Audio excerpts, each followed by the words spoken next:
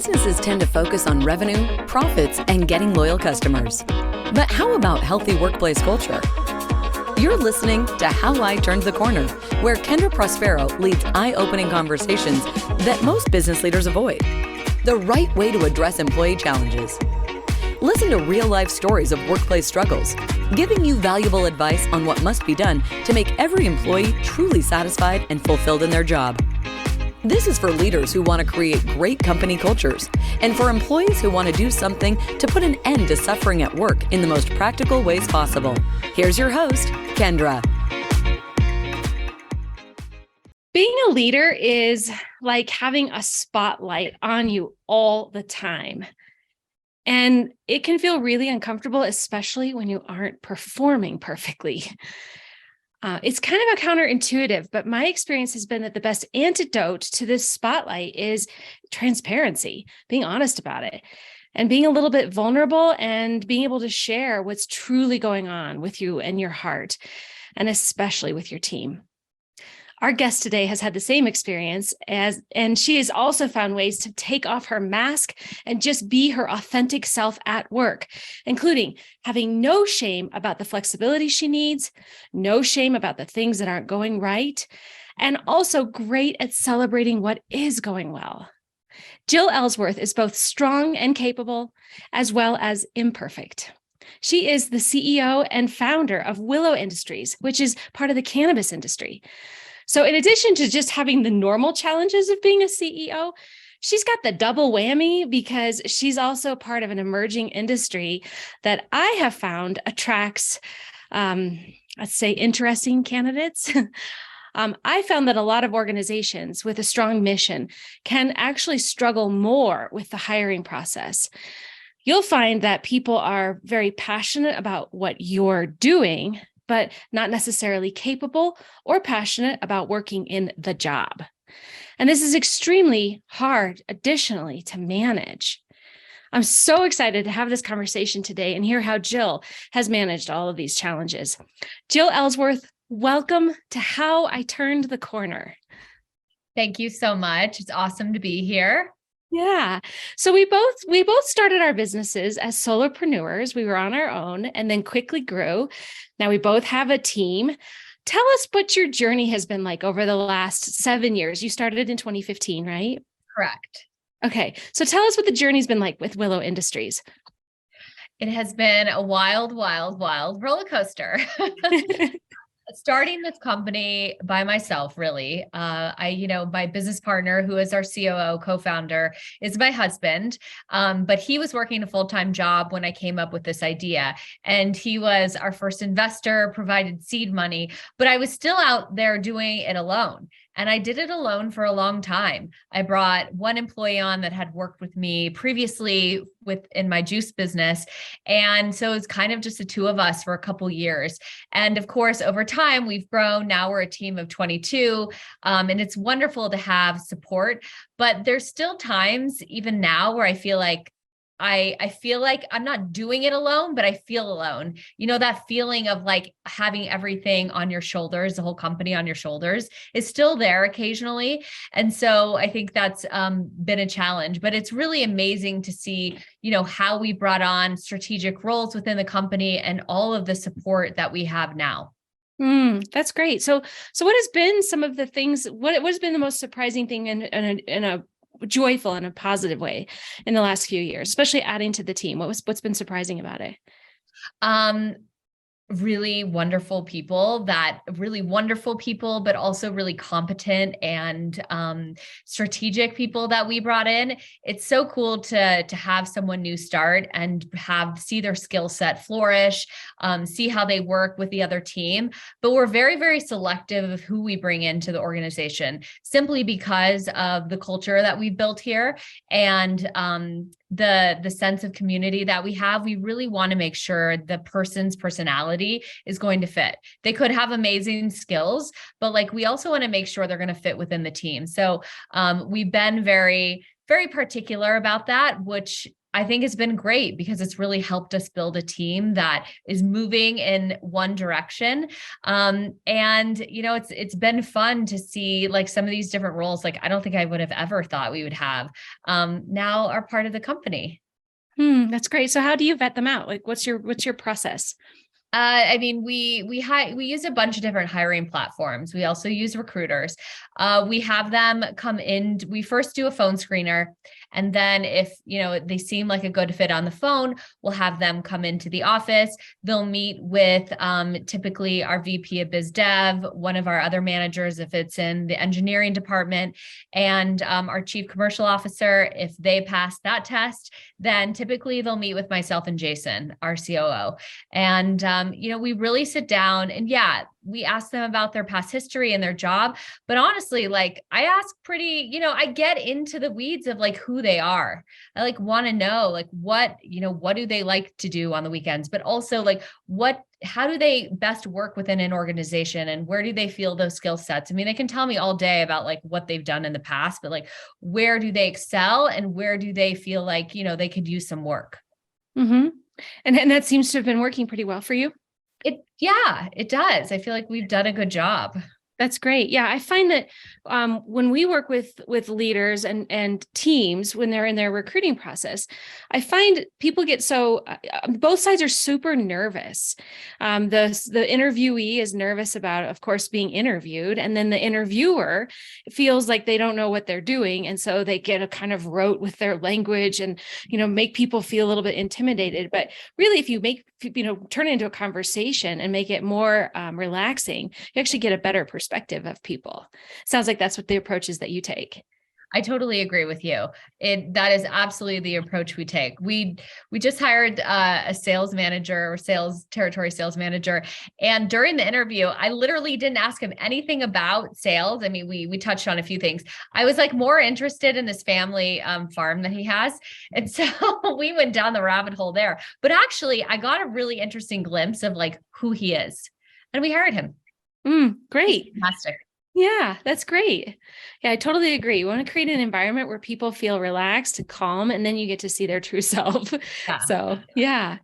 Well, so what would it be something you would go back and tell your sort of the CEO from 5 years ago that you wish you had kind of known in those days, like what, especially around your people and your culture? I really believe everyone here has the same goal and mission is to make Willow the gold standard in cannabis decontamination and kill step, and tell myself that like, don't take things so personally. I do think I took a lot of their personal issues personally, because whether they were projecting or, people are messy, humans are messy. There's a lot, everyone's very complicated. And so like, I think I started taking some of these issues that our employees were having their personal life. I was starting to take it personally, because of the way they were like reacting at work. So I would probably say like, it's nothing personal. Mm-hmm. Yeah, no, it's true. It's a great point. I know for me, I had this perspective in the early days that people were going to stay with me forever, which is, and now that I say that I'm like out loud, I'm like, that's a ridiculous thing to think, right? It's a job. It's not a cult, right? Oh my God, but you make a really good point. I also like was triggered when people would leave. I took it personally. Yeah. And I worked on that with my coach for a long time. And now it's just, it's time to move on. Yeah. Now I see it as like this amazing thing. I want them to move on to something better. I want them to have gained these amazing skills in my business and then be able to actually get promoted and do things that they couldn't have done before. And then it doesn't feel like it's or doesn't feel like a loss at all. It feels like such a celebration. But for some reason in the early days, I really did also take it quite personally. I know. It's definitely hard because you're like, oh my God, why are you leaving? Why would you leave? How could you leave? Yeah. Yeah, exactly. You know what? I hope that I provided an opportunity and skills that you cultivated here that you can take onto, into another company and use. So try to see it in a positive light now. So I also love how self-aware you are. I mean, I love that you are I mean, you've already said two things that I don't hear very many founders and entrepreneurs say, which is one, you're using recruiters. If you're not the best at hiring, or you don't want to spend all your time on LinkedIn hunting for people, you might as well outsource that. And then the second thing is you have a coach. So tell me about that. About the coach? Yeah. Yes. Oh, she's so amazing. So I started working with her over 2 years ago, 2.5 years ago. And, I was in desperate need of advice and guidance. The company had really started taking off, but this was like in the depths of COVID. And I was personally struggling with the stresses of COVID, but also managing a team during that time. And I was manifesting this person, and here she came into my life.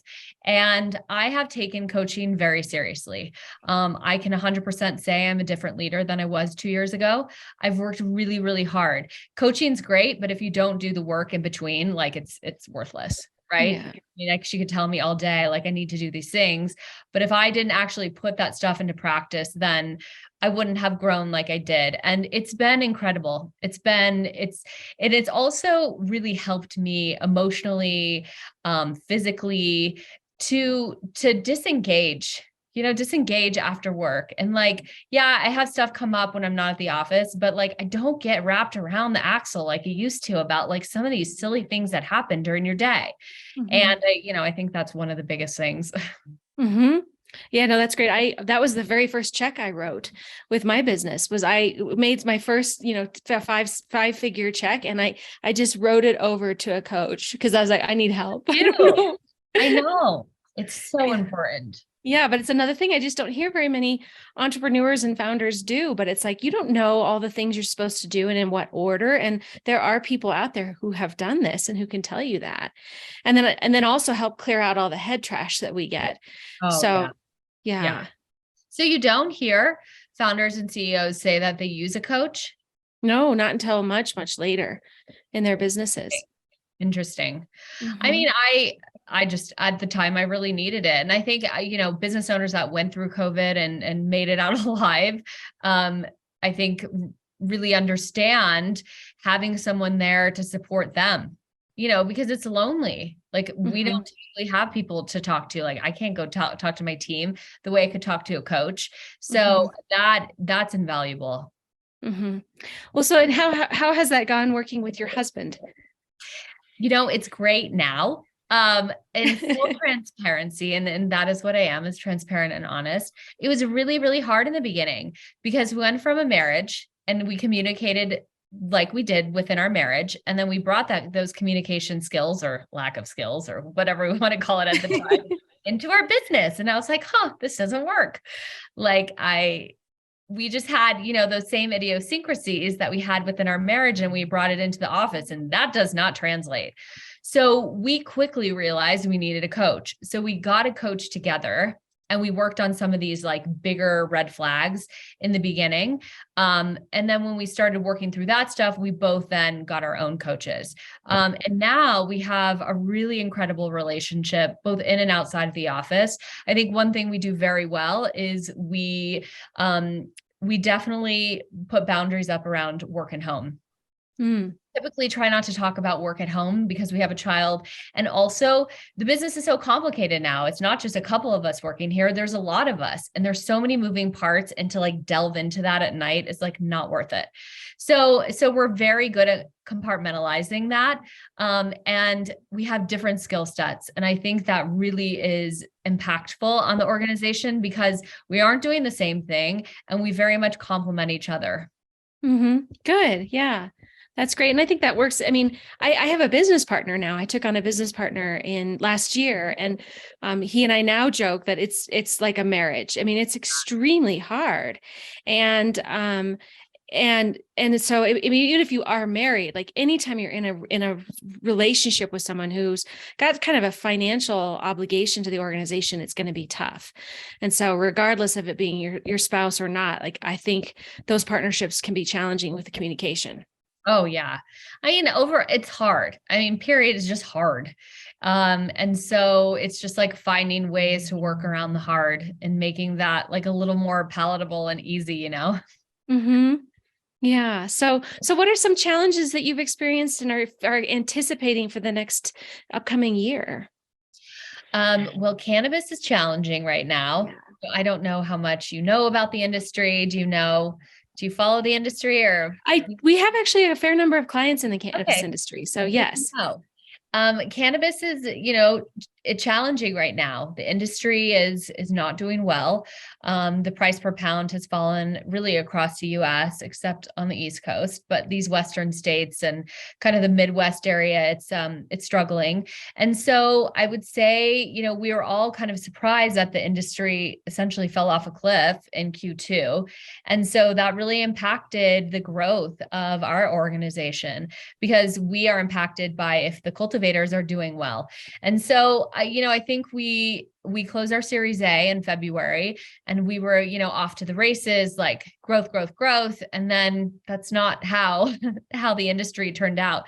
So we really started, we doubled down on what we do best is provide incredible customer service and technology to this industry and focused on our customers, tried to increase the value prop for new customers.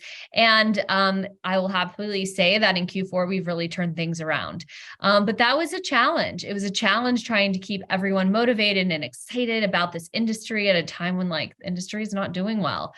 And so that's been hard this year. But I feel encouraged about new increasing legalization across the country, especially with, elections tomorrow. And what we have coming in the pipeline, new innovation, new technology, and I'm keeping everyone engaged and excited and like motivated with our mission. Mm-hmm. How do you do that?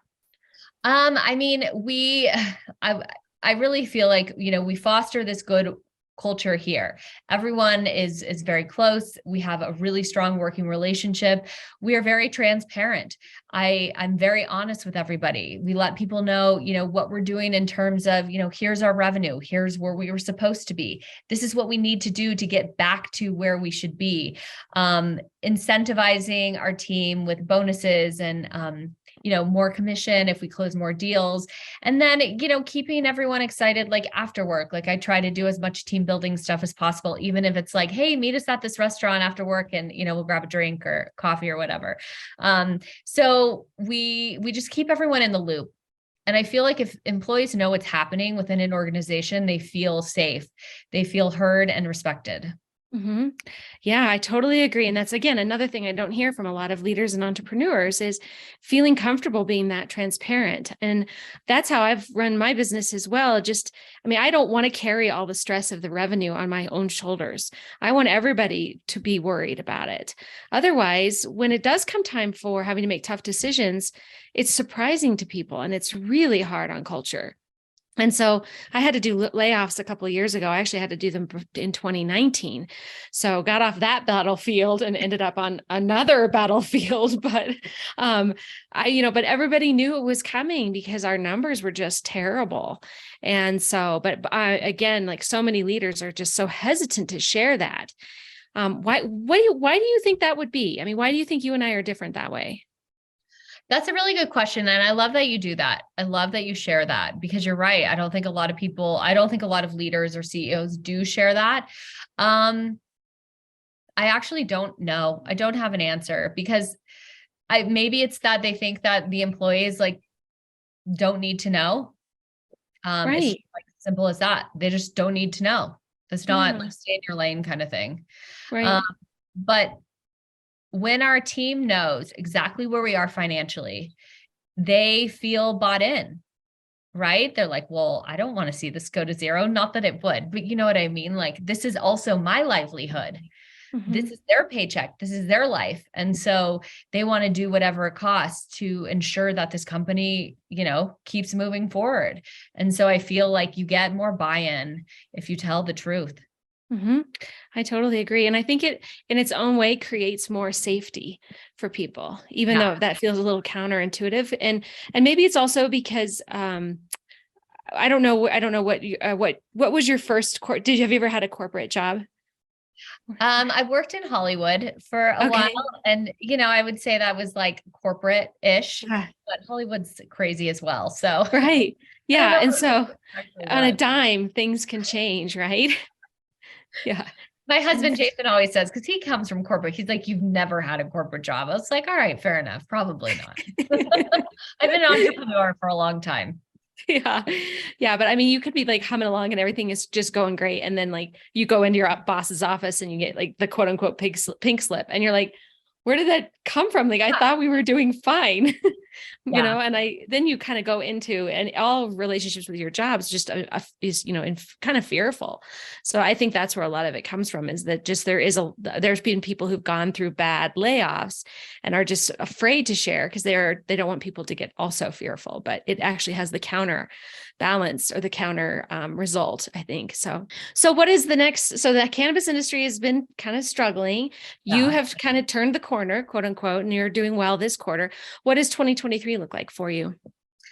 Well, definitely more growth within our core business, which is leasing our Willow Pure technology to cultivators in the US and the international market. So continuing to capture market share, educating cultivators why they should ensure that their cannabis is clean for consumers.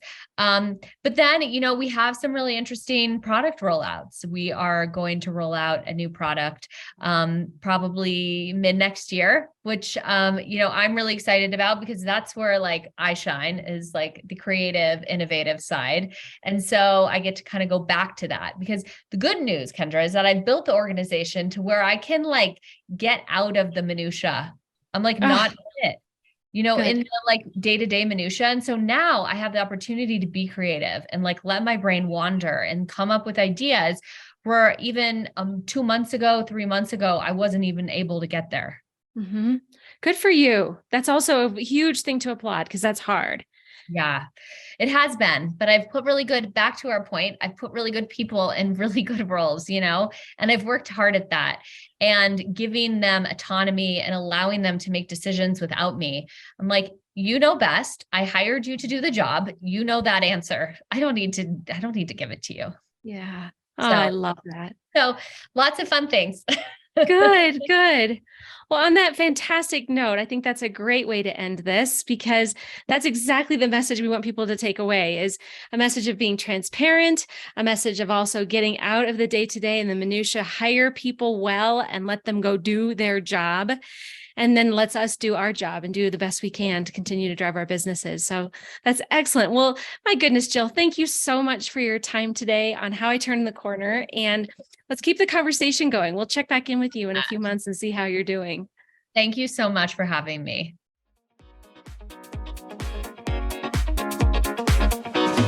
Thank you for joining this exciting episode. We hope this discussion brings you closer to a better, healthier, and more rewarding workplace everyone deserves to be a part of. If you want more content like this, be sure to subscribe to the podcast at turningthecornerllc.com/podcast. Don't forget to share this with your friends in the corporate world.